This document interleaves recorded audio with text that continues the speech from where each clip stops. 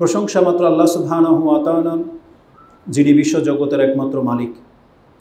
যে আল্লাহ সুবহানাহু ওয়া তাআলা তিনি আমাদেরকে সব রকমের কল্যাণকর পথ বাতলে দিয়েছেন এবং আমাদেরকে সঠিক শিক্ষা দেওয়ার লক্ষ্যে তিনি তার পক্ষ থেকে একটি কিতাব নাজিল করেছেন এবং যুগে যুগে অসংখ্য নবী এবং রাসূল প্রেরণ করেছেন, যার মাধ্যমে এই পৃথিবীবাসীকে তিনি সঠিক পথ দেখিয়েছেন এবং সব থেকে উত্তম পথ এবং উত্তম কথা কি হতে পারে তাদের মাধ্যমে আমাদেরকে শিক্ষা দিয়েছেন।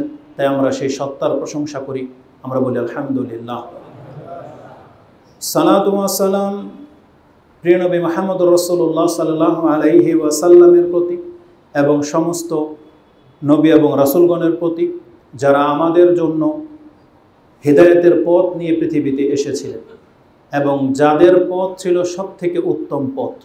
বিশেষ করে আমাদের নবী মুহাম্মদুর রাসূলুল্লাহ সাল্লাল্লাহু আলাইহি ওয়াসাল্লাম, যিনি সব থেকে শ্রেষ্ঠ পথ আমাদের জন্য এনেছিলেন এবং আমাদের জন্য অনেক কল্যাণকর কিছু উপদেশ তিনি রেখে গেছেন, যেগুলোকে আমাদেরকে অনুসরণ করতে বলা হয়েছে। আজকে রাসূলুল্লাহ সাল্লাল্লাহু আলাইহি ওয়াসাল্লামের সেই শিক্ষণীয় কিছু বাণী থেকে একটি হাদিস আপনাদের কাছে পেশ করা হবে, যেটা হবে আজকের খুতবার বিষয়। তা আমরা সেই রাসূলের প্রতি সালাত এবং সালাম পাঠ করি। আমরা বলি আল্লাহুম্মা সাল্লি ওয়া সাল্লিম ওয়া বারিক আলা নাবিয়িকা মুহাম্মদ। কোরআনে আল্লাহ সুবহানাহু ওয়া তাআলা আমাদেরকে জানিয়েছেন যে প্রত্যেক যুগেই আল্লাহ কাউকে না কাউকে নবী বা রাসূল হিসেবে প্রেরণ করেছে এবং সেই নবী এবং রাসূলগুলোর মধ্য থেকে কতকের উপরে ভিন্ন ভিন্ন মর্যাদাবান করেছে এবং আমাদেরকে শিক্ষা দেওয়া হয়েছে যে আমরা যেন সমস্ত নবী রাসূলের প্রতি ঈমান আনি, কারোর মধ্যে যেন আমরা তফাৎ না করি।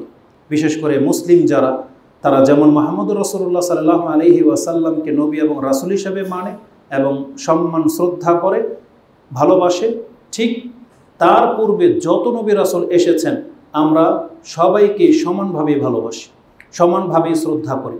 এবং কোরআনে আল্লাহ সুবহানাহু ওয়া তাআলা মুমিনদের গুণ সম্পর্কে তালকিনও করেছেন যে মুমিনরা এমন হতে হবে, যেটা আপনি সূরা বাকারার সর্বশেষ আয়াতের একটি আয়াত আগে পেয়ে যাবেন, 285 নম্বর আয়াতে, যেখানে আল্লাহ সুবহানাহু ওয়া তাআলা বলেছেন মুমিনদের কথা হবে লা নুফাররিকু বাইনা আহাদিম মির রাসূলি ওয়া ক্বালু সামি'না ওয়া আতা'না গুফরানাকা রাব্বানা ওয়া ইলাইকাল মাসির। যে আল্লাহ, আমরা সমস্ত নবীর প্রতি ঈমান আনি, কাউকে আমরা ভেদভাব করি না এবং আমরা শুনি এবং মানি। এটা হচ্ছে মুমিনদের গুণ। তো আল্লাহ সুবহানাহু ওয়া তাআলা যত নবী রাসূল প্রেরণ করেছেন তাদের মধ্যে উল্লেখযোগ্য একজন হলেন মূসা আলাইহিস সালাম, যার উপাধি হলো তিনি আল্লাহ সুবহানাহু ওয়া তাআলার সাথে সরাসরি কথোপকথন করতেন, মানে মাধ্যম ছাড়াই। মাধ্যম বলতে মানে ফেরেশতা ছাড়াই সরাসরি আল্লাহ সুবহানাহু ওয়া তাআলার যে শব্দ তিনি সেটা শুনতে পেয়েছিলেন। এই জন্য তার উপাধি তাকে দেয়া হয়েছে, কি উপাধি তার? মূসা আলাইহিস সালাম কালিমুল্লাহ, তিনি হচ্ছেন আল্লাহর সাথে কথোপকথন করেছেন। কোরআনে আল্লাহ সুবহানাহু ওয়া তাআলা তার এই মর্যাদার কথা উল্লেখ করেছেন, যেটা আপনি সূরা নিসা 4 নম্বর সূরার 164 নম্বর আয়াতে পেয়ে যাবেন, যেখানে আল্লাহ সুবহানাহু ওয়া তাআলা বলেছেন ওয়া কাল্লামাল্লাহু মূসা তাকলিমা। আল্লাহ মূসা আলাইহিস সালামের সাথে কথোপকথন করেছেন। তো মূসা আলাইহিস সালাম যেটা আল্লাহ সুবহানাহু ওয়া তাআলার সাথে কথোপকথন করতেন, তার থেকে অনেক কথা আপনি বর্ণিত পাবেন। বিশেষ করে সেগুলোকে বনি ইসরাইলের রেওয়ায়াত বলা হয়, তবে অধিকাংশ কথাগুলাই সত্য নাও হতে পারে, বাড়াবাড়ি রয়েছে। কিন্তু কিছু কথা আছে যেগুলো সত্য এবং কিছু কথা আছে যেগুলো সরাসরি হাদিসে আসছে। আমাদের রাসূল সত্য হিসেবে স্বীকৃতি দিয়েছেন এমন অনেক কথা আছে। সেই কথাগুলোর মধ্য থেকে আজকে একটি হাদিস শুধু পেশ করা হবে, যে মূসা আলাইহিস সালাম তিনি তার রবের সাথে একদিন কথোপকথনে অনেকগুলো বিষয় জিজ্ঞেস করেছিলেন। তার তথ্য আল্লাহ সুবহানাহু ওয়া তাআলার কাছ থেকে নিয়েছিলেন, যেগুলো বিশেষ বিশেষ কথা। সেই হাদিসটা আপনাদের কাছে উল্লেখ করা হবে। যদিও যেমনটা বলেছি, অসংখ্য কথা তার নামে মিথ্যা ছড়াছড়ি রয়েছে। যেমন একদিন তিনি জিজ্ঞেস করেছিলেন যে আল্লাহ সুবহানাহু ওয়া তাআলার কাছে সবচেয়ে উত্তম ব্যক্তিকে বা কে সবার আগে জান্নাতে যাবে।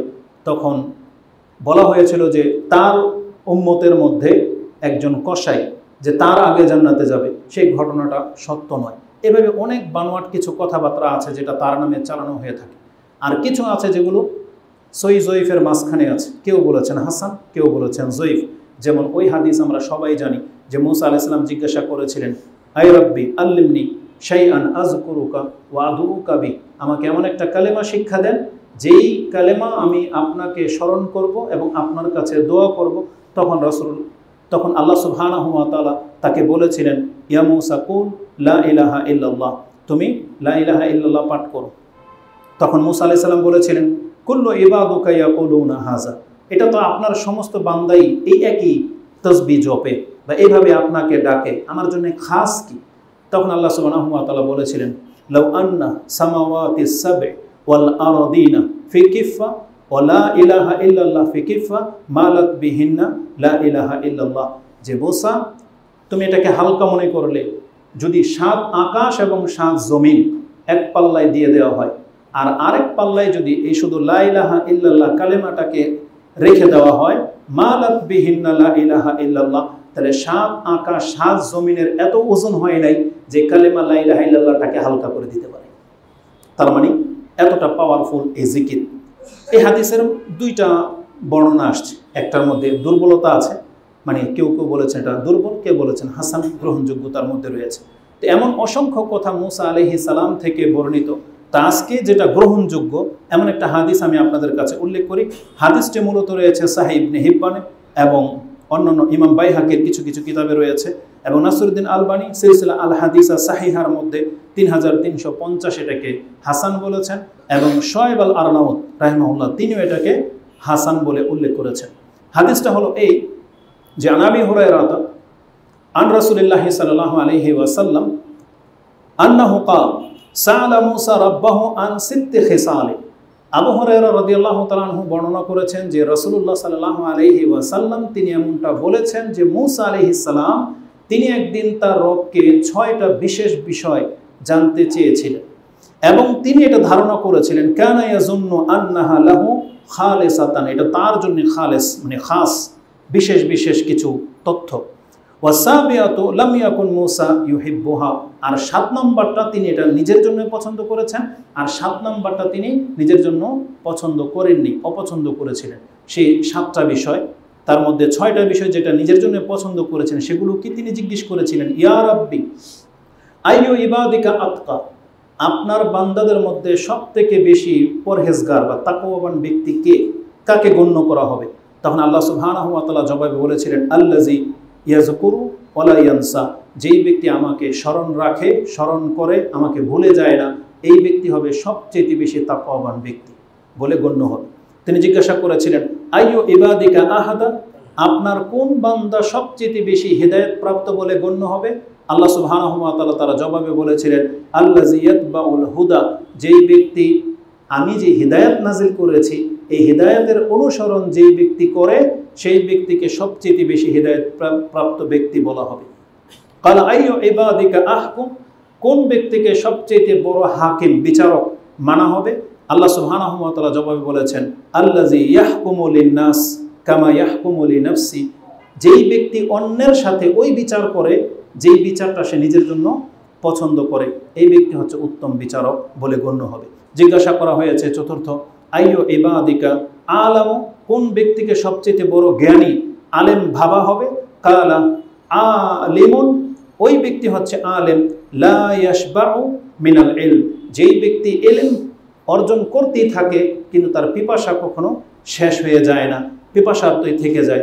ইয়াজমাউ ইলমান নাস ইলা ইলমিহি, সে সমস্ত মানুষের ইলমটা জমা করতে থাকে নিজের ইলমের সাথে, তারপরও সে থেমে থাকে না, জ্ঞান চর্চা করতেই থাকে।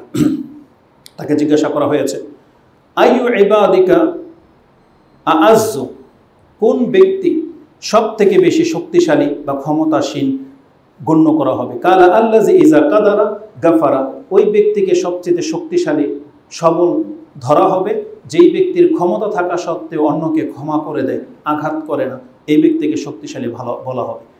সুম্মা কালা আইয়ু ইবাদিকা আগনা, কোন ব্যক্তি সবচেয়ে ধনী বলে গণ্য হবে? কালা আল্লাযী ইয়ারদা বিমা ইউতা, ওই ব্যক্তি সবচেয়ে ধনী বলে গণ্য হবে যাকে যতটা দেওয়া হয়েছে বা যে যতটা প্রাপ্ত হয়েছে তাতেই সে সন্তুষ্ট, নিজেকে যথেষ্ট মনে করে এই ব্যক্তিকে সবচেয়ে বেশি ধনী ব্যক্তি বলে গণ্য করা হবে। তারপরে সর্বশেষ তাকে জিজ্ঞাসা করা হয়েছে বা আইয়ু ইবাদিকা আফকারা, আর কোন ব্যক্তি সবচেয়ে ফকির বলে গণ্য হবে? আল্লাহ সুবহানাহু ওয়া তাআলা জবাব দিয়েছেন ক্বালা সাহিবুন মানকুস, ওই ব্যক্তি যেই ব্যক্তির মাঝে সবসময় ঘাটতি দেখতে পায়, তাকে যতই দেওয়া হোক না কেন তারপরেও তার মধ্যে ঘাটতি দেখতে পাওয়া যায়। এই 7টা প্রশ্ন মুসা আলাইহিস সালাম করেছিলেন।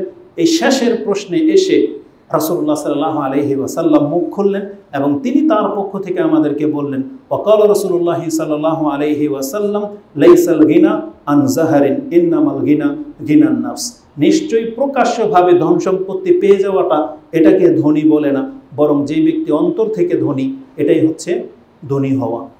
যে ব্যক্তি অন্তর থেকে প্রশান্ত ফিল করে এটাই হচ্ছে ধনী হওয়া। তারপর রাসূল সাল্লাল্লাহু আলাইহি ওয়াসাল্লাম বলেছেন ওয়াইজা আরাদাল্লাহু বিআবদিন খায়রান জাআলা গিনাহু ফি নাফসিহি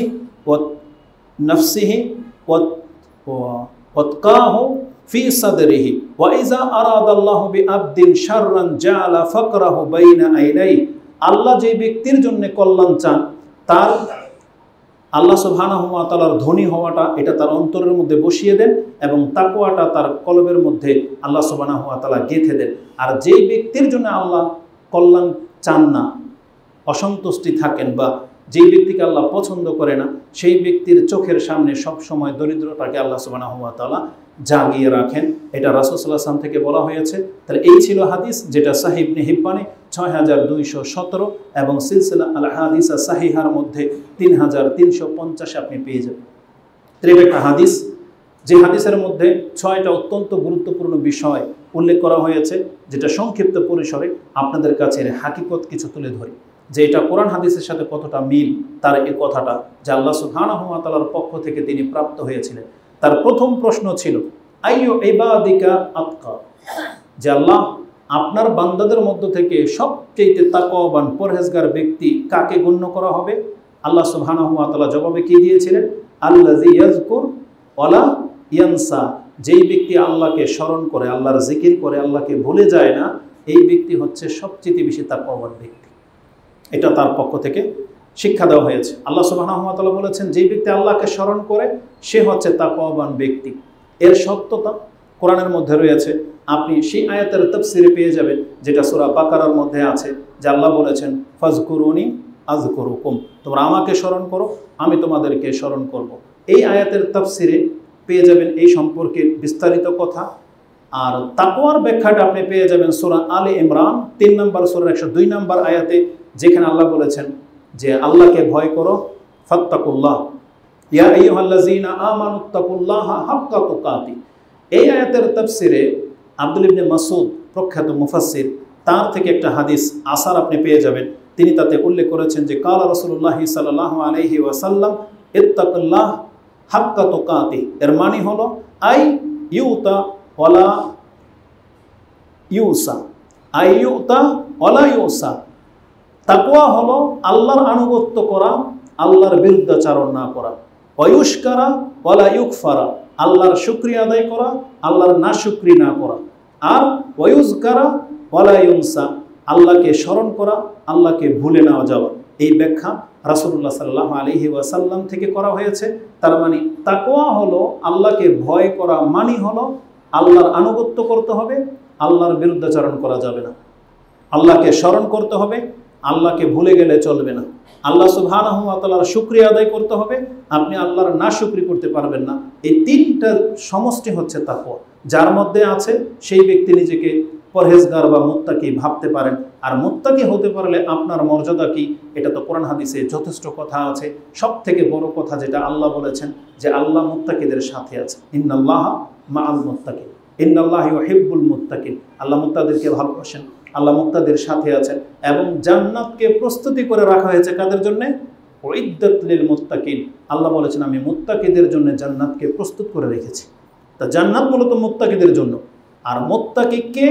যার মধ্যে 3টা গুণ থাকবে, যে আল্লাহকে স্মরণ করে, যে আল্লাহর শুকরিয়া আদায় করে, যে আল্লাহর আনুগত্য করে। তা মূসা আলাইহিস সালামের কথার সাথে সেটা মিল রয়েছে যে আল্লাহ সুবহানাহু ওয়া তাআলা তাকওয়াবান ব্যক্তি হলো তারা যারা আল্লাহকে স্মরণ করে।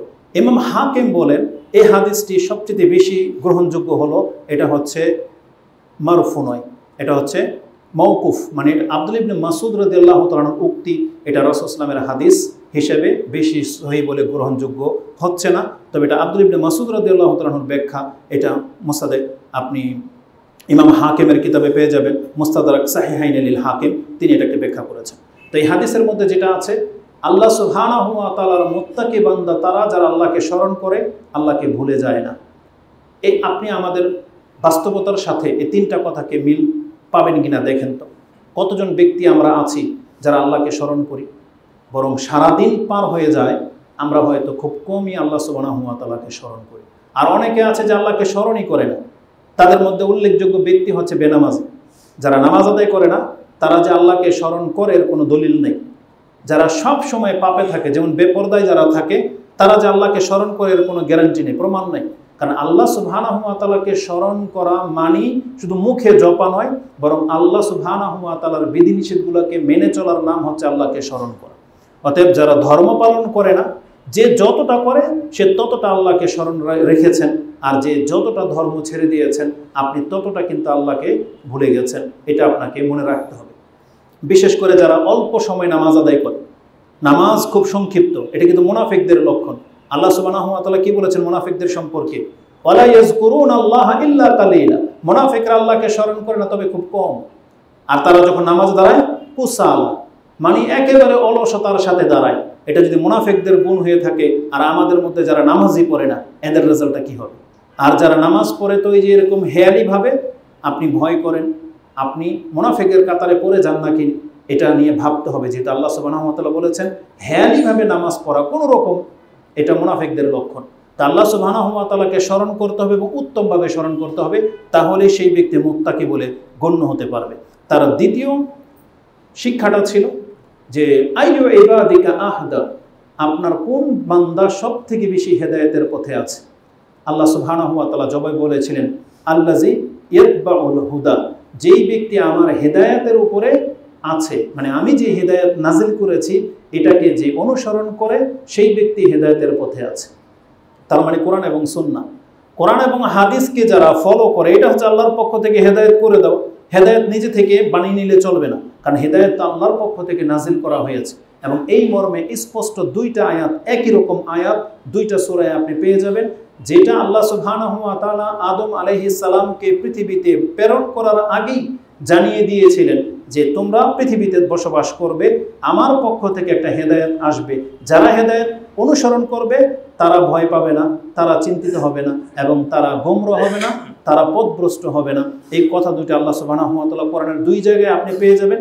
যেমনটা আপনি পেয়ে যাবেন সূরা বাকারাতে 38-39, এই আয়াত দুইটা পড়েন পেয়ে যাবেন। এবং রয়েছে সূরা তাহা 20 নম্বর সূরার 123 নম্বর আয়াতে, যেখানে আল্লাহ সুবহানাহু ওয়া তাআলা বলেছেন কালা ইহবিতা মিনহা জামিয়া, তোমরা উভয় এখান থেকে নেমে যাও, বা'দুকুম লিবাদিন আদু। সেখানে জিন এবং ইনসান দুইটা জাতি ছিল, তাদেরকে বলে দেওয়া হয়েছে তোমরা পৃথিবীতে বিচরণ করো, তোমরা একে অপরের শত্রু। বা'দুকুম লিবাদিন আদু, তোমরা একে অপরের শত্রু। ফা ইম্মা ইয়াতিয়ান্নাকুম মিন্নি হুদান, আমার পক্ষ থেকে যখন হেদায়েত আসবে, ফামানিত্তাবা, যেই ব্যক্তি অনুসরণ করবে হুদায়া, আমার সেই নাজিল করা হেদায়েতের উপরে, ফালা ইয়াদিল্লু ওয়ালা ইয়াশকা, সেই ব্যক্তি পথভ্রষ্ট হবে না আর সেই ব্যক্তি হতভাগা হবে না। এটা আল্লাহর পক্ষ থেকে পৃথিবীতে মানুষ প্রেরণ করার আগেই আল্লাহ জানিয়ে দিয়েছিল। তাহলে যেই ব্যক্তি আল্লাহ সুবহানাহু ওয়া তাআলার দেখানো বিধানের উপরে চলে না, সেই ব্যক্তি হেদায়েতের উপরে নাই। শুধু মুখে দাবি করলেই চলে না, বরং আল্লাহর ইবাদত করাটাই হলো হিদায়াত। আল্লাহ সুবহানাহু ওয়া তাআলার দেখানো পথ অনুসরণ করে চলাটাই হচ্ছে হিদায়াত। আজকে অধিকাংশ মানুষ আমরা নিজেদেরকে মুসলিম দাবি করি বটে, কিন্তু আমরা আল্লাহ সুবহানাহু ওয়া তাআলার নাজিল করা বিধান ফলো করি না। যদি আজকের খুতবা শুধু এই অংশের মধ্যে থামিয়ে দিই, আমাদের বর্তমান জীবনযাত্রাকে যদি তুলে ধরি, তাহলে এক তো এটা রাষ্ট্রের খেলাফ চলে যাবে, অনেক বলবে এটা রাষ্ট্রবিরোধী কথা হয়ে যাবে, আর খুতবা এখানেই শেষ করতে বাধ্য হব। কারণ আল্লাহ সুবহানাহু ওয়া তাআলার বিধান আমরা যে বাস্তবায়ন করি না, বা এটা যে আমরা চাচ্ছি না, এটা যে আমরা অন্তর থেকে ছুঁড়ে ফেলে দিয়েছি, আমাদের এই বাস্তবতা হচ্ছে তার প্রমাণ। না হলে কেন যেন বুঝে আসে না যে রাসূলুল্লাহ সাল্লাল্লাহু আলাইহি ওয়াসাল্লামের যুগে যখন ইসলাম নাজিল হয়নি, তখন যেই আমলগুলো নিষিদ্ধ ছিল তখন তারা জানতো না। মদ পান করা, বিয়ে শাদীর সিস্টেম, নামাজ না পড়া, যত রকমের জাহেলিয়াত ছিল তারা জানতো না যেগুলো হারাম, কিন্তু যেমনি যেমনি নাজিল হওয়া শুরু হলো, মদ হারাম হলো, মদ তারা ছেড়ে দিল, জেনা হারাম হলো, জেনা করা তারা ছেড়ে দিলেন, পর্দা করা ফরজ হয়ে গেল, পর্দা তারা করে নিলেন, ইসলামের প্রত্যেকটা বিধান। কিন্তু বাংলার জমিনে দেখেন তো, ইসলামের সবগুলো বিধান নাজিল হয়ে আছে, কিন্তু 1400 বছর পার হয়ে চলে যাচ্ছে, এখন পর্যন্ত বাংলাদেশে ইসলাম কায়েম হচ্ছে না। মানে ইসলাম মোতাবেক আপনি চলতে চাচ্ছেন না। এখনও সুদের বিরুদ্ধে বক্তব্য দিতে হয়, নেশার বিরুদ্ধে বক্তব্য দিতে হয়, জেনার বিরুদ্ধে বলতে হয়। আর সবচেয়ে বড় ব্যাপার হলো, যেটা প্রকাশ্য আমাদেরকে নিষেধ করে দেওয়া হয়েছে, জ্ঞানীদেরকে এটা মাথায় নেওয়া উচিত ছিল যে রাসূল সাল্লাল্লাহু আলাইহি ওয়াসাল্লাম বলেছেন, যেই জাতির নেতৃত্ব দেবে নারী, সেই জাতি কোনোদিন নিরাপত্তা পাবে না। অথচ আমাদের বাংলাদেশের স্বাধীন হওয়ার পর থেকে যত বছর কেটেছে, তার মধ্যে অধিকাংশ সময় ক্ষমতায় বসে আছে নারী, কিন্তু পুরুষদের কারো কোনো মাথা ব্যথা নেই। না কোনো হুজুরদের মাথা ব্যথা আছে, না কোনো পুরুষদের মাথা ব্যথা আছে। অথচ এটা যদি কোনো হুজুরের কথা হতো, আপনি মানতে পারতেন, নাও মানতে পারতেন, কিন্তু সংবাদটা তো দিয়েছে আমাদের নবী মুহাম্মদুর রাসূলুল্লাহ সাল্লাল্লাহু আলাইহি সাল্লাম, যে এই জাতি কোনোদিন নিস্তার পাবে না যেই জাতির ক্ষমতাবান হবে নারী। তাহলে আপনি জেনে শুনে নিজেকে লাঞ্ছিতের মধ্যে ঠেলে দিচ্ছেন। আমাদের কোন এক শেখ বলেছিল, নাম ধরেই বলেছিল, বর্তমান ক্ষমতায় যিনি আছেন তিনি যদি না হতেন তাহলে বাংলাদেশের অরাজকতা আরো বেড়ে যেত। কিন্তু আমি আপনাকে বলে জেনে নেন, যতটা উন্নত বর্তমান সরকারের দ্বারা হয়েছে, সেখানে যদি একজন পুরুষ হতো, সেখানে যদি একজন ধার্মিক ব্যক্তি হতো, আমি মনে করি বাংলাদেশ যতটা এগিয়েছে তার 50 বছর আগেই এর চেয়ে বেশি এগিয়ে যেতে পারত, এটা অ্যানালাইসিস করে আপনি দেখেন। বা বর্তমানে আমরা যেটা দেখতে পাচ্ছি, কিছু কিছু মন্ত্রী আছে বা এমপি আছে যারা হক নিয়ে, বা তারা তো ধর্ম বোঝে না, ধার্মিকও না, কিন্তু একটা নাগরিক সুস্থ বা একজন বিচক্ষণ ব্যক্তি হিসেবে, যেভাবে নাম বললে যদি বলি, সুমন ব্যারিস্টার একজন আছে, ইউটিউবে দেখা যায় কত কত নীতিগত কথা বলে, আর ও ধর্ম বোঝে না, কিন্তু নীতিগত কথা তো বলতেছে, কিন্তু বাস্তবিক অর্থে দেখা যায় বেশি দিন টিকতে পারবে না, কারণ অলরেডি অরাজকতা শুরু হয়ে গেছে। কিন্তু আমি বোঝাতে চেয়েছি, এ তো ধার্মিক না, একজন বাংলাদেশের নাগরিক, কিন্তু আপনারা তো ধার্মিক, মুসলিম ধার্মিক, এ তার কর্তব্য থেকে কথা বলে, কিন্তু আপনাদের উপর তো দায়িত্ব দুর্নীতিকে ঠেকিয়ে দেওয়া, অরাজকতাকে দূর করে, এটা তো আমাদের মুসলিম হিসেবে দায়িত্ব। কিন্তু আমরা 90% মানুষ, কিন্তু কারো কোনো মাথা ব্যথা নাই। তো লাঞ্ছিত জীবন আপনি বেছে নিয়েছেন, এভাবে আপনাকে চলতে হবে। তো সবচেয়ে বড় কথা হচ্ছে, দুনিয়া না হয় ধ্বংস হয়েছে, কিন্তু পরকাল তো আপনি ধ্বংস করে দিচ্ছেন। কারণ আল্লাহ সুবহানাহু ওয়া তাআলার হেদায়েতের পথে তো আসতে হবে, চেষ্টা তো করতে হবে, কিন্তু আমরা কোথায় চেষ্টা করতেছি? বরং আমরা এই বাতিলের সাপোর্টেই আরো সবচেয়ে বেশি লোক ওখানে ব্যস্ত। ওগুলোকে প্রতিষ্ঠিত করার জন্য অর্থ খরচ করতেছে, শ্রম দিচ্ছে, শক্তি খরচ করতেছে, কিন্তু ইসলাম প্রচার করার জন্য কারো কোনো মাথা ব্যথা নাই। দিন প্রতিষ্ঠা করতে হবে, এই মাথা ব্যথাটা নাই, বরং আমরা সারাদিন শুধুমাত্র ওই পেরেশানিতে লেগে থাকি যে আমি কিভাবে ভালো থাকবো, আমি কিভাবে একটু স্বয়ংসম্পূর্ণ হব। যখন আমরা নিজের চিন্তায় ব্যস্ত, তখন সবাই কিন্তু একই চিন্তা করে। আপনি ডুবে যান, আপনার নিয়ে আমার কোনো চিন্তা নেই, সবাই তো সবার চিন্তাই করতেছে, তো যার ফলে আমরা কেউ ভালো না। কিন্তু আমরা সবাই যদি সবার চিন্তা করতাম, সবাই ভালো হয়ে যেতাম। এটা আল্লাহ সুবহানাহু ওয়া তাআলার বিধানে ছিল। তা আল্লাহ সুবহানাহু ওয়া তাআলা বলতেছেন, শুধু এই রাজনীতির একটা প্রেক্ষাপট আমি বললাম, ব্যক্তিগত জীবনে ধর্ম, যেমন সালাত, 5 ওয়াক্ত নামাজ, মাত্র বাংলাদেশের জরিপ অনুযায়ী, মানে সৌদি আরবের, আমি সেটা শুনেছিলাম 2008 বা 2006, যে পৃথিবীতে মানুষ কতটুকু নামাজ পড়ে, আপনি আশ্চর্য হয়ে যাবেন। পরিসংখ্যান বলতেছে 5 ওয়াক্ত নামাজই বাংলাদেশে মাত্র 2%, 98 জন লোক নামাজ পড়ে না। আর সৌদি আরবে জানেন, আপনি আরো আশ্চর্য হয়ে যাবেন, তাদের জরিপ বলতেছে 5 ওয়াক্ত নামাজ পড়ে সৌদি আরবে মাত্র 95% বেনামাজি, মাত্র 5% লোক 5 ওয়াক্ত নামাজি। সৌদি আরবে যেখানে ফতুয়া বোর্ডের ফতুয়া হলো বেনামাজি মুসলমানই না, সেখানে তাদের আলেমদের জরিপ হলো মাত্র 5% মুসলিম 5 ওয়াক্ত সালাত আদায় করে, বাকি 95% তারা বেনামাজির কাতারে পড়ে আছে। আর বাংলাদেশে 98% বেনামাজির কাতারে পড়ে আছে। সিগারেটের একটা পরিসংখ্যান শুনলাম, বলতেছে বাংলাদেশ এত দরিদ্র রাষ্ট্র হওয়া সত্ত্বেও সেখানে 78% লোক সিগারেট খায়, 78%। আর আরব দেশে 95% লোক সিগারেট খায়, মহিলা পুরুষ মিলে 90-এর উপরে তারা সিগারেট খায়। আর বাংলাদেশ, তারা কথাটাকে এভাবে বলেছিল, তারা তো পয়সাওয়ালা রাষ্ট্র, যে বলতেছে বাংলাদেশ নাম নিয়েই বলছে এটা দরিদ্র রাষ্ট্র। একজন আরেকজনকে জিজ্ঞেস করতেছে, আপনার কি মনে হয় তারা কত % লোক সিগারেট খায়? বলছে কত হবে, কিছু লোক হবে। বলছে 78% লোক তারা সিগারেট খায়, বিড়ি সিগারেটের সাথে জড়িত। তাহলে এটাই তো অহংকার। যারা অভাবী দরিদ্র সেই দেশের মানুষ হারাম দিকে টাকা সবচেয়ে বেশি খরচ করতেছে, তাহলে এটাই তো অহংকারের প্রমাণ। তা আল্লাহ সুবহানাহু ওয়া তাআলা আমাদেরকে হেফাজত করুন, আমিন। বলতে গেলে অনেক কথা, সেগুলো আপনারা জানেন, কিন্তু কথার প্রেক্ষিতে এতটুকু বললাম, আমাদেরকে সচেতন হওয়া উচিত। এই যে দুর্যোগ যখন আসে, আমরা তখন হয়তো একবার করে ইস্তেগফার আস্তাগফিরুল্লাহ পড়ি। যাদের উপর দিয়ে ঝড় বাতাস যায় তারা হয়তো চিৎকার করে লা ইলাহা ইল্লাল্লাহ বলতেছে, কিন্তু তারপরে ঝড় থেমে গেলে, বরং কিছু মানুষ তো এমনও আছে যেই অন্ধকারকে রাসূলুল্লাহ সাল্লাল্লাহু আলাইহি ওয়াসাল্লাম ভয় পেতেন, কিন্তু ওটা আমাদের জন্য এক রোমান্টিক দৃশ্য হয়ে যায়। তারা গিয়ে সেলফি তোলে, ওই অন্ধকারের দৃশ্য মানে উঠায় যে কত রোমান্টিক নাকি ওই জায়গাটা, অথচ যেই অন্ধকারকে রাসূলুল্লাহ সাল্লাল্লাহু আলাইহি ওয়াসাল্লাম ভয় পাইতেন, কিন্তু আমরা ভয় পাচ্ছি না। আমাদের অন্তর থেকে আল্লাহ সুবহানাহু ওয়া তাআলার পাকড়াবর ভয় যেন উঠে গেছে, এমনটা তো হওয়া উচিত ছিল না।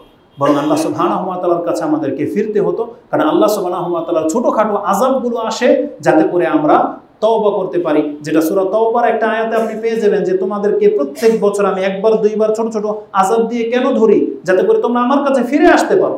কিন্তু আমরা উল্টো পথ ধরি। বরং একজন মন্ত্রী না এমপি, সে তো দাপটের সাথে বলে যে এই যে ঘূর্ণিঝড় আসতেছে, সে বলতেছে আমরা সর্বশক্তি নিয়ে প্রস্তুত আছি, মোকাবেলা করার জন্য তারা প্রস্তুত আছে। তাহলে ঘূর্ণিঝড় এসে তো চলে গেল, যা ক্ষয়ক্ষতি হওয়ার তো হয়ে গেল, তো তার প্রস্তুতি কি করলো, উপকার কি করলো আপনাকে? এটাকে প্রস্তুতি বলে? যেমন আমাদের নারায়ণগঞ্জের এক পীর বগুড়াতে এক বক্তব্যের মধ্যে ইশারা করতেছে এইভাবে, কি জানি করলো, ও বলতেছে তার পরের বছর। তো বলতেছে আপনাদের কি মনে আছে যে গত বছর এখানে মাহফিল করতেছিলাম আর এইখান দিয়ে ঝড় আসতেছিল, আমি কি করলাম? বলতেছে আমি কিছু লিখলাম, আল্লাহু আকবার বা বিসমিল্লাহ, কি জন্য লিখলো? তারপরে কি হইলো? বলতেছে ঝড় অন্যদিকে চলে গেল, বুঝছেন, অন্যদিকে চলে গেল। এর বাড়ির পাশেই আমার ফুফুর বাড়ি। তো যখন ঝড় বৃষ্টি শুরু হয়েছে, তা আমাকে বলতেছে অনেক বাতাস হচ্ছে। আমি বলছি আপনার ভয় কেন? কারণ আপনার পশ্চিম পাশে তো পীর সাহেব আছে, আপনার তো কিছুই হবে না। তো বলছে তোর যে কথা, মানে আমাদের যে ভাষা, সেই ভাষায় মানে তাকে রসিকতা করে বললাম। তার মানে বাস্তবতা ভিন্ন। সে তার এলাকাকে বাঁচাতে পারে না, কিন্তু বগুড়া গিয়ে সে হাতে লেখা তুফান সরাই দেয়। তাহলে এমন ব্যক্তিদের তো মন্ত্রী করা উচিত ছিল। সে যদি বলতো যে আমি সর্বশক্তি নিয়ে প্রস্তুত আছি, কিন্তু কিছুই করতে পারে না। কেন এই বাড়াবাড়ি কথা আল্লাহর সাথে? কেন মানুষের মধ্যে ভয় মানে ঢোকে না কেন, যে আমি কার বিরুদ্ধে কি বলবো? ওই ঠেকাই তো পারি না আমরা কিছুই, ক্ষয়ক্ষতি তো হয়ে যাচ্ছে। তাহলে কেন আমরা আল্লাহ সুবহানাহু ওয়া তাআলার কাছে ক্ষমা চাই না? কেন আল্লাহর কাছে আমরা নিরাপত্তা কামনা করি না? বরং আল্লাহর রাসূল সাল্লাল্লাহু আলাইহি ওয়াসাল্লাম বলেছেন, একজন ব্যক্তি আল্লাহর কাছে নিরাপত্তা কামনা করার দোয়ার চাইতে আর কোনো শ্রেষ্ঠ দোয়া নাই, যে সে প্রতিদিন বলবে আল্লাহুম্মা ইন্নী আসআলুকাল আফওয়া ওয়াল আফিয়াতা ফিদ দুনিয়া ওয়াল আখিরা। আল্লাহ, আমি তোমার কাছে দুনিয়া এবং পরকালের নিরাপত্তা চাচ্ছি। এর চাইতে বড় দোয়া আর কি হতে পারে একটা মানুষ আল্লাহর কাছে চাইবে? কিন্তু এটা না বলে আমরা বলতেছি আমরা সমস্ত শক্তি নিয়ে নাকি প্রস্তুত আছি। এটা কোনো মুসলমানের কথা তো হইতে পারে না। আল্লাহ সুবহানাহু ওয়া তাআলা এগুলো পছন্দ করে না। যেখানে মূসা আলাইহিস সালাম বলে তাকে জিজ্ঞাসা করা হয়েছিল কে সবচেয়ে বেশি জ্ঞানী এই জমিনে, তিনি বলেছিলেন আমি। কথা মিথ্যা ছিল না, কারণ তখনকার যুগে রাসূলদের চাইতে বড় জ্ঞানী কেউ হয় না। কিন্তু তিনি বুঝতে পারেন না যেটা আল্লাহ অসন্তুষ্ট হয়ে যাবেন। আল্লাহ সুবহানাহু ওয়া তাআলা তাকে ধরে নিলেন এবং বললেন তুমি যাও। জ্ঞানী কাকে বলে? তুমি যাও, আমার এক বান্দা আছে 2 সমুদ্রের মাঝখানে গিয়ে তাকে পাবে, যাও তার সাথে একটু ভিজিট করে আসো, দেখো জ্ঞান কি জিনিস। আল্লাহ তাকে ধরে নিলেন। তা আল্লাহ সুবহানাহু ওয়া তাআলা বাড়াবাড়ি কথা পছন্দ করে না। আমাদের মুসলিম হিসেবে মোটেও উচিত নয় আল্লাহর সামনে এমন কোনো উদ্ধত্তপূর্ণ কথা পেশ করা। তাহলে আল্লাহ সুবহানাহু ওয়া তাআলা নারাজ হয়ে গেলে কিন্তু আমাদেরকে কেউ বাঁচাতে পারবে না। আল্লাহ আমাদেরকে হেফাজত করুন, আমিন। তো জিজ্ঞাসা করা হয়েছিল কে সবচেয়ে বেশি হেদায়েতের পথে আছে? আল্লাহ বলেছিলেন যেই ব্যক্তি আমার নাজিলকৃত হিদায়াত মেনে চলে, এই ব্যক্তি হচ্ছে হিদায়াতের পথে আছে। আল্লাহ সুবহানাহু ওয়া তাআলাকে তৃতীয়ত জিজ্ঞাসা করা হয়েছিল আইয়ু ইবাদিকা আহকুম, কোন ব্যক্তিকে সবচেয়ে ভালো বিচারক হিসেবে গণ্য করা যেতে পারে, কার ইনসাফটা ভালো? আল্লাহ সুবহানাহু ওয়া তাআলা জবাব দিয়েছিলেন আল্লাযী ইয়াহকুমু লিন-নাস কামা ইয়াহকুমু লিনাফসি। ওই ব্যক্তি ভালো নীতিগত বা বিচারক হিসেবে গণ্য হতে পারে যে মানুষের সাথে ওই বিচার করে যে বিচার সে নিজের জন্য পছন্দ করে। তার মানে একজন ব্যক্তির সাথে সে এমন কোনো অনৈতিক কোনো সিদ্ধান্ত চাপাই দিতে পারে না যেটা তার নিজের জন্য সে কোনোদিন পছন্দ করবে না। তাহলে এটা কোনো বিচারকের বৈশিষ্ট্য হতে পারে না, এটা কোনো নীতির বৈশিষ্ট্য হতে পারে না। এটা আপনি প্রত্যেক ব্যক্তি যিনি সংসারের দায়িত্বশীল আছেন, যিনি স্কুল মাদ্রাসার প্রতিষ্ঠানের দায়িত্বশীল আছেন, বা কোনো কোম্পানির মালিক হতে পারেন, বা কোনো বিচারপতি হতে পারেন, এটা সবার জন্য। দেশের আইন যারা পরিচালনা করে তাদের জন্য হতে পারে, যে বিচার ওইভাবে সাজাইতে হবে যেটা ন্যায়সঙ্গত হয়। তার মানে নিজের জন্য পছন্দ করা মানে কি, যাতে আপনি জুলমের শিকার না হন, বাড়াবাড়ি যাতে না হয়ে যায়, এটাই তো সবাই পছন্দ করে। তাহলে আপনি যখন বিচার করবেন সেটা ঠিক তাই যেন হয়, অন্যের উপরে যেন বাড়াবাড়ি না হয়ে যায়, জুলুম যেন না হয়ে যায়, শিথিলতা যেন না থাকে, ন্যায্য বিচার যেন হয়, এটা আল্লাহ সুবহানাহু ওয়া তাআলা বলতে চেয়েছেন। এবং এই হাদিসের ভাষ্যটা কি, মূল মর্মটা কি, রাসূলুল্লাহ সাল্লাল্লাহু আলাইহি ওয়াসাল্লামের ওই হাদিস যেটা বুখারী এবং মুসলিমে রয়েছে, আন আনাস ইবনে মালিক আন নবী সাল্লাল্লাহু আলাইহি ওয়াসাল্লাম ক্বালা ওয়াল্লাযী নাফসি বিয়াদিহি লা ইউমিনু আহাদুকুম হাত্তা ইউহিব্বা লিআখিহি মা ইউহিব্বু লিনাফসি। আমি আল্লাহর কসম করে বলতেছি, ওই ব্যক্তি প্রকৃত মুমিন হতে পারবে না ততক্ষণ পর্যন্ত যতক্ষণ সে তার ভাইয়ের জন্য ওইটা পছন্দ না করবে যেটা সে নিজের জন্য পছন্দ করে। আর এটা একটা মূলনীতি।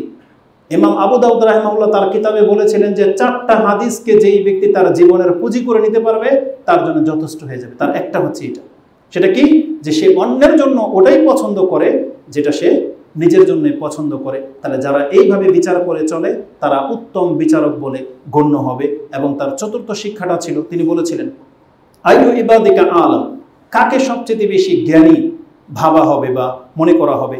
আল্লাহ সুবহানাহু ওয়া তাআলার পক্ষ থেকে বলা হয়েছিল আলিমুন, ওই আলেম লা ইয়াশবাউ মিনাল ইলম, যেই ব্যক্তি শুধু ইলম অর্জন করতেই থাকে কিন্তু তার পিপাসা দূর হয় না। তার মানে কি, সে নিজেকে কোনোদিন শেষ সীমার দাবি করতে পারবে না যে আমি সবচেয়ে বড় আলেম, বরং সে নিজেকে সব সময় ছাত্রই মনে করে এবং সে ইলম চর্চাই করতে থাকবে।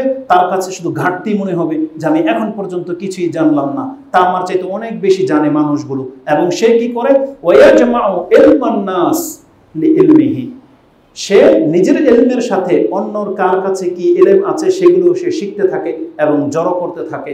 এই ব্যক্তিকে আলেম বলে গণ্য করা যেতে পারে। এটা আল্লাহ সুবহানাহু ওয়া তাআলা শিক্ষা দিয়েছেন। পঞ্চম ব্যক্তি বলা হয়েছে সবচেয়ে শক্তিশালী কাকে, ক্ষমতাবান কাকে মনে করা হবে। ক্বালু ফাআইয়ু ইবাদিকা আ'আজ্জু, কাকে সবচেয়ে বেশি পাওয়ারফুল ব্যক্তি মনে করা হবে। ক্বালা আল্লাযী ইযা কাদারা গাফারা, এমন ব্যক্তি যে তার সামনের ব্যক্তিকে সে এখন আঘাত করতে সক্ষম, তার শক্তি আছে, সে সামর্থ্যবান, কিন্তু গাফারা, সে তাকে ক্ষমা করে দিল। রাস্তাঘাটে আমাদের সাথে এমন হয়, কিন্তু আপনি এই দৃশ্যটা দেখতে পাবেন যানবাহনের সাইডে বসলে, যে মোটরসাইকেলওয়ালারা রিক্সাওয়ালার সাথে কি করে, সিএনজিওয়ালারা রিক্সাওয়ালার সাথে কি করে, প্রাইভেটওয়ালারা সিএনজির সাথে কি করে, বাসওয়ালারা প্রাইভেট কারের সাথে কি করে, মানে বড়রা ছোটর সাথে কি করে, এটা আপনি রাস্তায় বের হলে একটু দেখতে পাইবেন যে কার চোখ মুখ কেমন হয়ে যায়, দেখতে পাবেন আপনি। কিন্তু আল্লাহ সুবহানাহু ওয়া তাআলা কি বললেন, না ক্ষমতা ভালো দেখেই যে তুমি প্রয়োগ করবা, তুমি শক্তিশালী, এটা না, বরং যেই ব্যক্তি একটা থাপ্পড় দেওয়ার ক্ষমতা আছে, একটা গালি দেওয়ার ক্ষমতা আছে, তাকে ধরার ক্ষমতা আছে, কিন্তু কিছুই করলো না, ক্ষমা করে দিল, এই ব্যক্তি হচ্ছে ক্ষমতাবান। যে ব্যক্তি নিজের রাগকে কন্ট্রোল করতে পারে, ক্ষমতা থাকা সত্ত্বেও প্রয়োগ করে না, সেই ব্যক্তিকে ক্ষমতাবান ব্যক্তি হিসেবে গণ্য করা হবে। আর জেনে নেন, এটা অনেক বড় একটা গুণ। মানুষ যদি মানুষকে ক্ষমা করতে শিখে, সে আল্লাহর ক্ষমা পেয়ে যাবে। আর এই সম্পর্কে একটা বিধানই আছে, একটা চমৎকার একটা বিধান। আপনি সেটা সূরা নূর 24 নম্বর সূরার 22 নম্বর আয়াত যদি পড়েন, তাহলে আপনি পেয়ে যাবেন একটা চমৎকার ঘটনা আছে। তার আগে আপনি একটা মর্যাদার কথা বলি। কোরআন হাদিসের মর্যাদার কথা রয়েছে, যেই ব্যক্তি মানুষকে শাস্তি দেওয়ার বিনিময়ে ক্ষমা করতে পারে, এটা অনেক মহৎ একটা গুণ। এটা ওই আয়াতের মধ্যে আছে যেখানে আল্লাহ বলেছেন উইদ্দাত লিল মুত্তাকিন, আমি জান্নাতকে প্রস্তুত করে রেখেছি মুত্তাকিদের জন্য। কারা তারা? সেই মুত্তাকিরা কারা? আল্লাযিনা ইউনফিকুনা ফিস সাররাই ওয়াদ দাররা, যারা আল্লাহ সুবহানাহু ওয়া তাআলার রাস্তায় খরচ করে, সে ভালো থাকলেও খরচ করে, মন্দ থাকলেও, তার মানে সচ্ছল অবস্থায়ও করে, কঠিন অবস্থায় থাকলেও সে খরচ করতেই থাকে, নিজেকে থামিয়ে রাখে না। দাররা ওয়াল কাযিমিনাল গায়যা ওয়াল আফিনা আনিন নাস, এবং যেই ব্যক্তি রাগকে খেয়ে ফেলে, মানে রাগকে সে গিলে ফেলতে পারে, প্রকাশ করে না, ওয়া আফিনা আনিন নাস, এবং মানুষকে ক্ষমা করতে পারে, এমন ব্যক্তিদের জন্য জান্নাতকে প্রস্তুত করে রাখা হয়েছে। আল্লাহু ইউহিব্বুল মুহসিনিন, আর আল্লাহ এমন সৎকর্মশীল ব্যক্তিদেরকে ভালোবাসেন। তাহলে আল্লাহ সুবহানাহু ওয়া তাআলা বলতে চাচ্ছেন, মুত্তাকিদের একটা গুণ হলো সে রাগকে কন্ট্রোল করে, দমন করে ফেলে এবং মানুষকে ক্ষমা করতে পারে। এটা অনেক বড় একটা গুণ, এবং যেটা করতে পারে তাকে সবচেয়ে বেশি শক্তিশালী যোদ্ধা বলা হয়েছে, সে হচ্ছে মুজাহিদ। এবং বলেছিলাম যে আল্লাহ সুবহানাহু ওয়া তাআলার ক্ষমা নিহিত আছে। মানুষকে যদি কেউ ক্ষমা করে এই আশায় যে আল্লাহ আমাকে ক্ষমা করুক, তাহলে নিঃসন্দেহে সে আল্লাহর পক্ষ থেকে ক্ষমা পেয়ে যাবে। এই সম্পর্কে যেটা বলতে চেয়েছিলাম, একটা ঘটনা রয়েছে, সেটা আপনারা জানেন। আয়েশা রাদিয়াল্লাহু তাআলা আনহার সাথে ঘটেছিল। মক্কার মুনাফিকরা তাকে অপবাদ দিয়েছিল। তাদের মধ্যে কিছু অবুঝ মুসলিমরাও ছিলেন। তার মধ্যে একজন ছিলেন মিস্তাহ।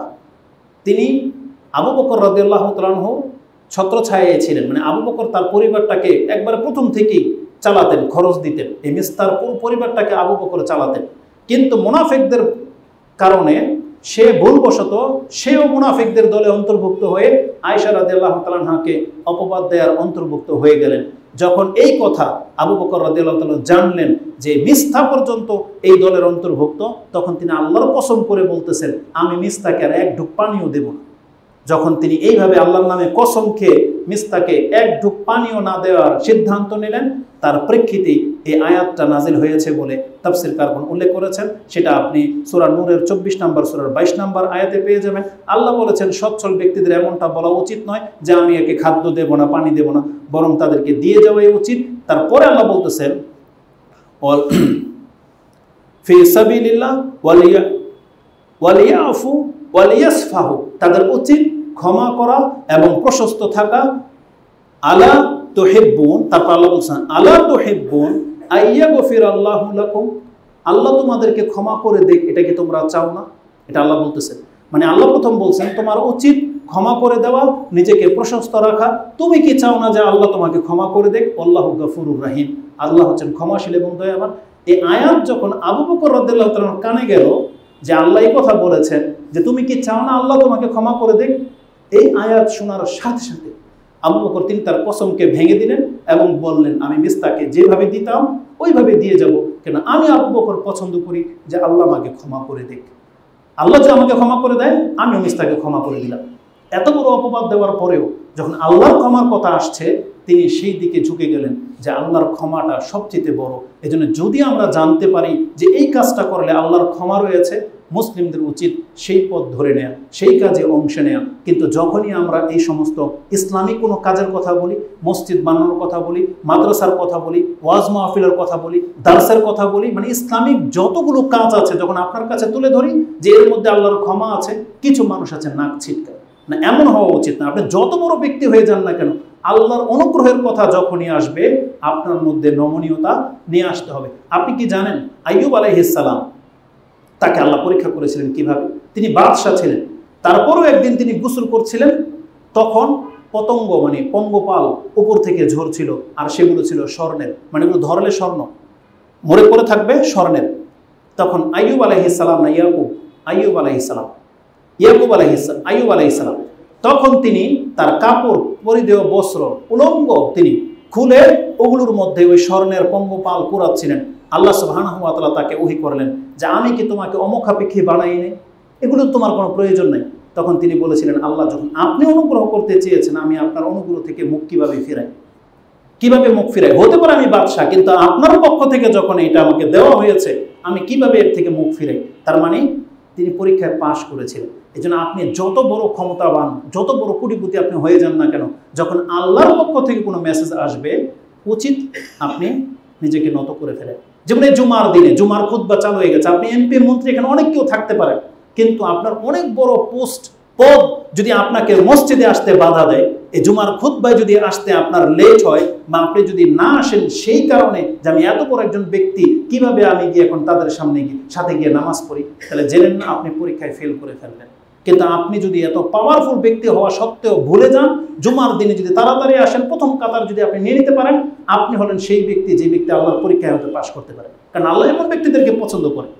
তা আল্লাহ সুবহানাহু ওয়া তাআলা আমাদেরকে পরীক্ষা করে থাকেন। তো বলা হয়েছে যে কোন ব্যক্তি সবচেয়ে শক্তিশালী, বলা হয়েছে যে ব্যক্তির প্রহার করার ক্ষমতা আছে, তারপর মানুষকে ক্ষমা করতে পারে, এই ব্যক্তি হচ্ছে সবচেয়ে শক্তিশালী। আমরা আল্লাহর কাছে দোয়া করি আল্লাহ তুমি আমাদেরকে তাদের অন্তর্ভুক্ত করো, আমিন।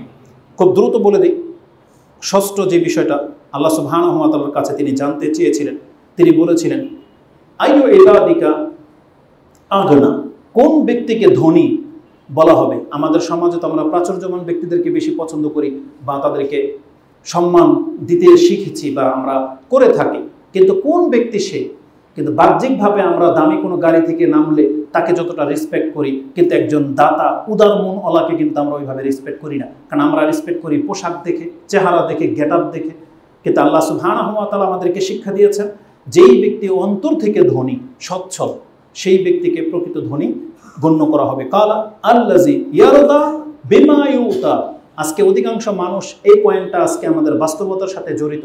কেননা অধিকাংশ মানুষ দেখা যাচ্ছে যে আপনি নিজেকে অভাবী মনে করেন, আপনি এটা ভালো চাকরি পাচ্ছেন না, বা যেই চাকরি আপনি সততার সাথে করেন আপনাকে বেতন দেওয়া হচ্ছে অল্প, আপনার মনে হচ্ছে আপনি হয়তো আরও কিছুর যোগ্য।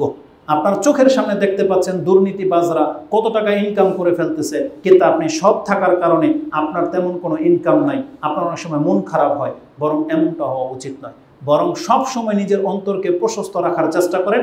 আপনি আল্লাহর পক্ষ থেকে যতটা প্রাপ্ত হয়েছেন, আপনি যদি ততটাতে নিজেকে সন্তুষ্ট রাখতে পারেন, আপনি জেনে নেন আল্লাহর কাছে আপনি ধনী, আল্লাহ সুবহানাহু ওয়া তাআলার কাছে আপনি শুকরগুজার বান্দা। মুহাম্মদুর রাসূলুল্লাহ সাল্লাল্লাহু আলাইহি ওয়াসাল্লামের কথা কি আপনার একবারও চিন্তা হয় না? বরং আমাদেরকে আল্লাহ সুবহানাহু ওয়া তাআলা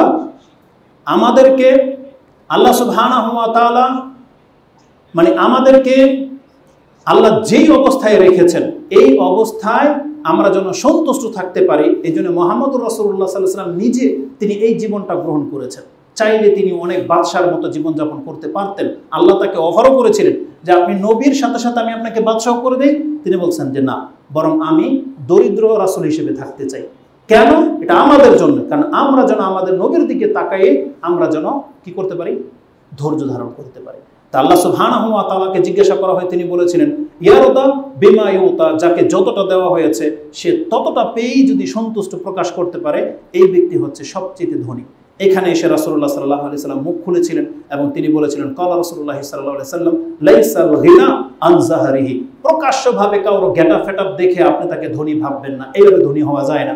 বরং ধনী হলো ইন্নামা আল গিনা গিনান নফস, অন্তরের প্রশস্ততাই হচ্ছে ধনী হওয়া। যার অন্তর বড়, আপনার জন্য ঢেলে দেবে যতটুকু আছে একবার উদার মনে। একজন সাহাবী রাসূলুল্লাহ সাল্লাল্লাহু আলাইহি সাল্লাম, বরং এটার উদাহরণ আপনি একজন ওই খ্রিস্টানের উদাহরণ থেকে নিতে পারেন, আদি বিন হাতিম। এই হাতিম তাই যার কিচ্ছা বর্ণনা করা হয়, তিনি একজন খ্রিস্টান লোক ছিলেন।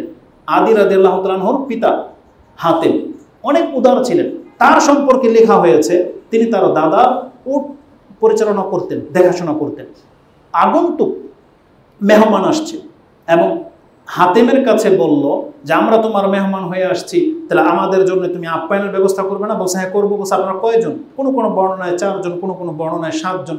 এক কথায় তারা যতজন ছিল প্রত্যেকের একজনের জন্য একটা করে উট জবাই করে দিছে।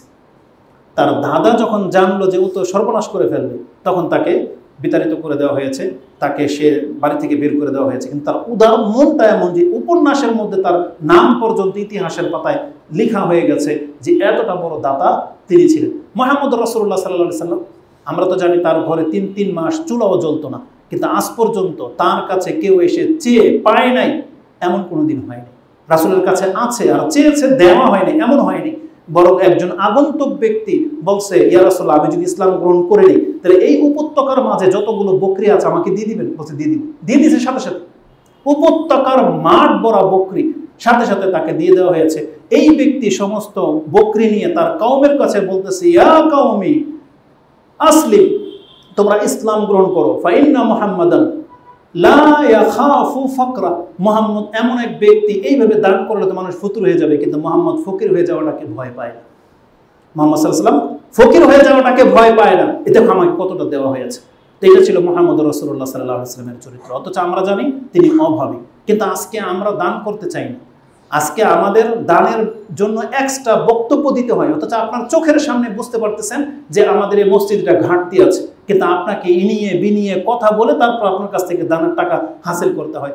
এমনটা তো হওয়া উচিত নয় মুসলমানদের। কারণ যে দান করবে সেটা নিজের জন্য, আপনি মর্যাদাও পাবেন, এই সমাজের মানুষ আপনাকে ওইভাবে সচ্ছল হিসেবে স্বীকৃতিও দেবে, আর আপনি নেকিতে অবশ্যই আল্লাহ সুবহানাহু ওয়া তাআলার কাছে প্রাপ্য হবেন। তো আল্লাহ সুবহানাহু ওয়া তাআলা আমাদেরকে অন্তর থেকে সচ্ছল হওয়ার তৌফিক দান করুন।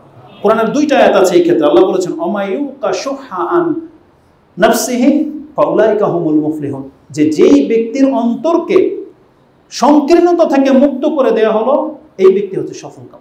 অতএব আমাদের মুসলিমদের উচিত অন্তর থেকে সংকীর্ণতা দূর করে দেওয়া। রিজিক আল্লাহর পক্ষ থেকে আসে। আল্লাহ সুবহানাহু ওয়া তাআলা কাউকে কোটিপতি করেছে, আপনাকে আমাকে করেনি, কিন্তু আপনার আমার অবস্থানে থেকে আমরা যদি আল্লাহ সুবহানাহু ওয়া তাআলার সন্তুষ্টি প্রকাশ করি, এটা আমাদের কাছে অনেক বড় ব্যাপার। কারণ রাসূলুল্লাহ সাল্লাল্লাহু আলাইহি সাল্লাম বলেছেন, ইন্নাল্লাহা ইজা আরাদাল্লাহু বিআবদিন খায়রান, আল্লাহ যদি কোনো ব্যক্তির জন্য কল্যাণকর কিছু চান, জাআলা গিনাহু ফি নাফসিহি, আল্লাহ তার অন্তরের মধ্যে সচ্ছলতা ঢুকিয়ে দেন। তার মানে সে নিজেকে সব সময় অভাব মুক্ত মনে করবে, যতটুকু আছে যথেষ্ট মনে করবে।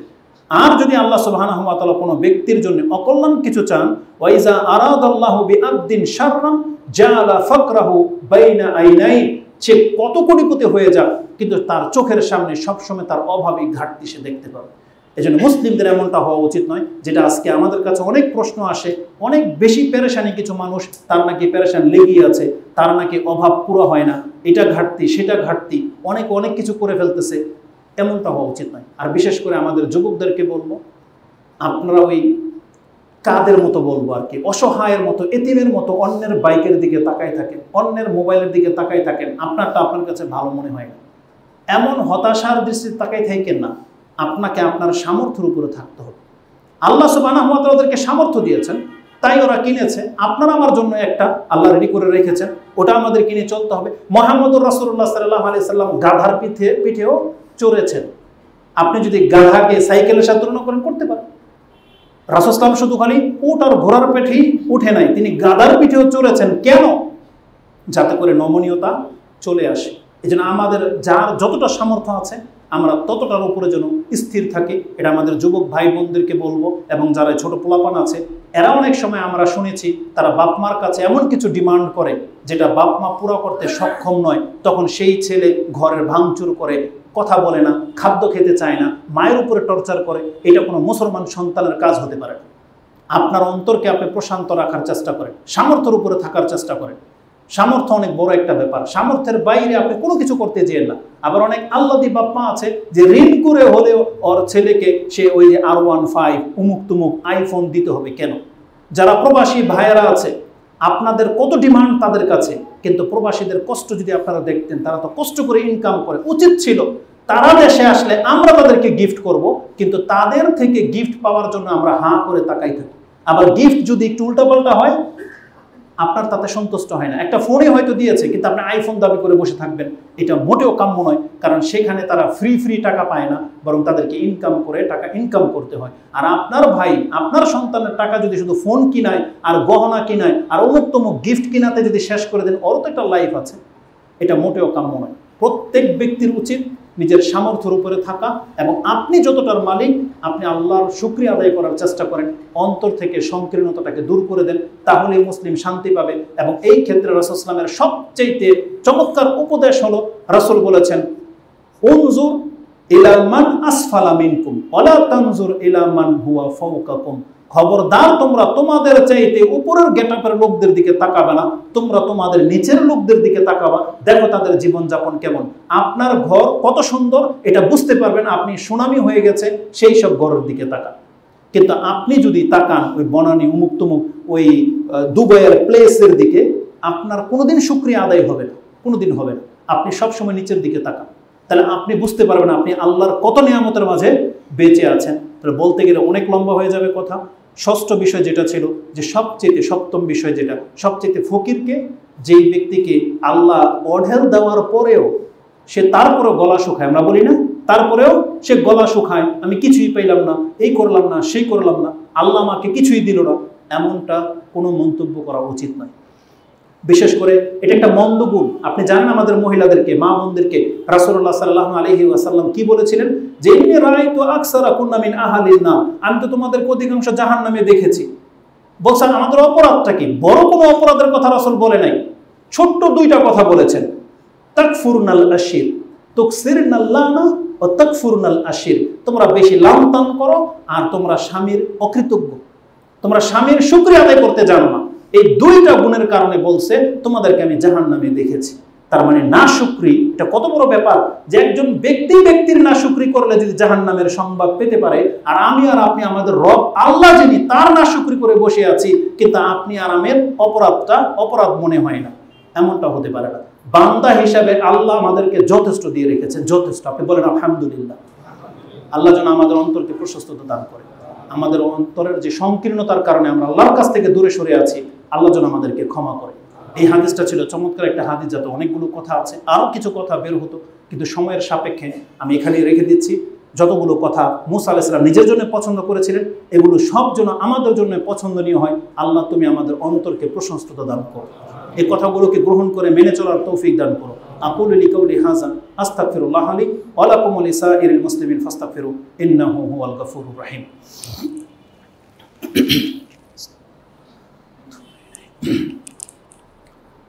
আলহামদুলিল্লাহ ওয়াসসালাতু ওয়াসসালামু আলা রাসূলিল্লাহ আম্মা বা'দ। আল্লাহ সুবহানাহু ওয়া তাআলার প্রশংসা, যিনি আমাদেরকে হেদায়েতের উপরে রেখেছেন, অনেক ক্ষয়ক্ষতির মাঝেও তিনি আমাদেরকে সুস্থ রেখেছেন, নিরাপত্তায় রেখেছেন। আমরা আল্লাহ সুবহানাহু ওয়া তাআলার কাছে দোয়া করি, আল্লাহ তুমি আমাদের বাংলাদেশকে নিরাপত্তা দিয়ে দাও। যেভাবে তুমি সৌদি আরবকে নিরাপত্তা দিয়েছো, প্রশান্তির জায়গা করেছো, আল্লাহ মুসলিম রাষ্ট্র হিসেবে তুমি আমাদেরকেও নিরাপত্তা দিয়ে দাও। আমাদেরকেও স্বয়ংসম্পূর্ণ করো, আমাদেরকে উত্তম রিজিকের ব্যবস্থা করে দাও, এবং প্রতিবেশী পার্শ্ব যে কোনো শত্রু থেকে আল্লাহ তুমি আমাদেরকে হেফাজত করো, এবং আমাদেরকে ঐক্যবদ্ধ হওয়ার তৌফিক দান করো। আমাদের মুসলিমদেরকে ইসলামের পথে ফিরে আসার তৌফিক দান করো।